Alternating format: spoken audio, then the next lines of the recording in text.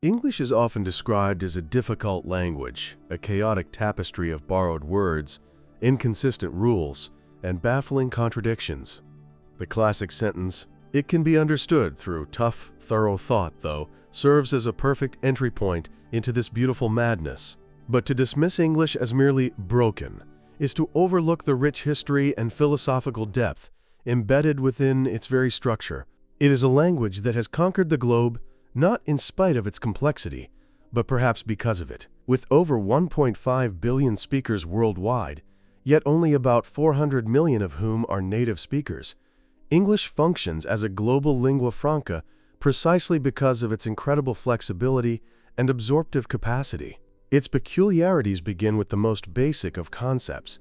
We park our cars on a driveway, but drive our cars on a parkway. We transport goods by car and call it a shipment, yet by ship, it's called cargo. This lexical dissonance is a direct result of English's history. It is a Germanic language at its core, Anglo-Saxon, but its vocabulary is overwhelmingly Romance, Latin, and Old French.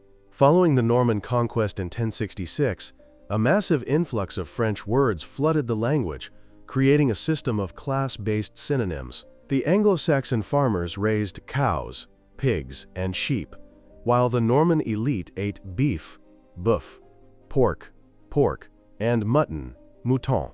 This linguistic stratification is still felt today, giving English an unparalleled vocabulary size, estimated at over 1 million words, far surpassing most other languages. This hybrid nature spawns endless confusion. Consider homonyms, homophones, and homographs, words that mock our attempts at logical consistency. The word lead can rhyme with reed, but lead, the metal, does not rhyme with reed, the past tense of reed. You can tear a piece of paper or you can shed a tear. A bow can be a weapon, a decorative knot, or an act of respect. This ambiguity forces speakers to rely heavily on context, developing a cognitive flexibility that is both a challenge and a strength. Did I polish my car? Or is it polish? The capitalization, invisible in speech, is the only thing standing between car care and a potential war crime. These are not just amusing quirks. They are windows into how language requires a constant, active process of interpretation. The chaos extends deeply into grammar and syntax. Why do we call it a building when it is already built? Why can we use that and had back to back in grammatically correct, albeit clumsy, sentences? The infamous example from an English test illustrates this perfectly.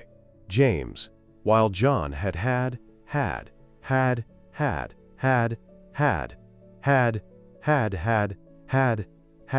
a better effect on the teacher.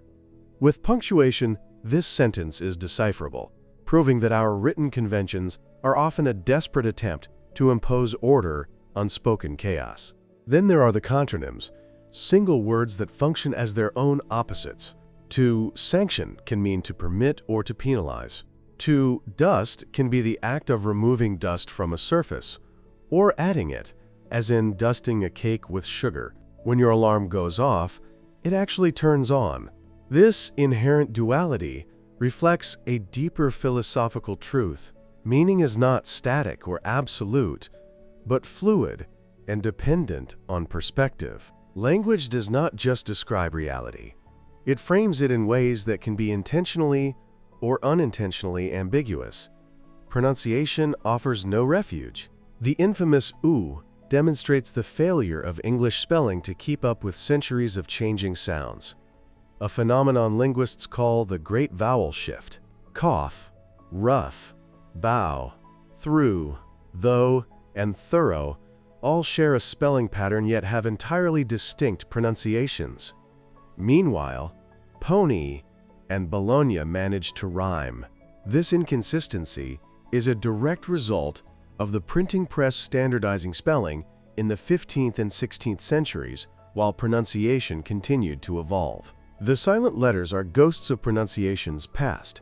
The K in night and the GH in right were once spoken. Today, they serve primarily as historical artifacts that torment spelling bee contestants and second language learners. Believe it or not, Linguists have determined that every single letter in the 26-letter alphabet is silent in at least one word. Perhaps the ultimate reflection of English's nature is in its idioms. With an estimated 25,000 idiomatic expressions, English is replete with phrases that are utterly nonsensical when taken literally. To bite the bullet, or break a leg, requires a level of cultural fluency that transcends mere vocabulary and grammar. This suggests that to truly know a language is to understand the culture that shaped it. So yes, English is a language of paradoxes. Its masculine pronouns are he, his, him, but the feminine counterparts are the non-parallel she, hers, her. In nearly every other language, the tropical fruit is an ananas, yet English insists on pineapple, a fruit that is neither a pine nor an apple. We say in November, on Friday, and at 5 o'clock, a seemingly arbitrary choice of prepositions that drives learners mad. But this perceived brokenness is the very source of its vitality. English is not a pristine, logical system designed by a committee. It is a living, breathing organism that has grown wild, shaped by conquest, trade, and the everyday creativity of its speakers. Its inconsistencies are scars of history, and its vast, overlapping vocabulary provides nuanced shades of meaning unavailable in more logical languages. To learn English is to accept ambiguity, to appreciate context, and to find beauty in its magnificent, sprawling chaos. At the end of the day, it's what it's. And perhaps, in a world that is itself complex and often contradictory, it is the perfect language for our times.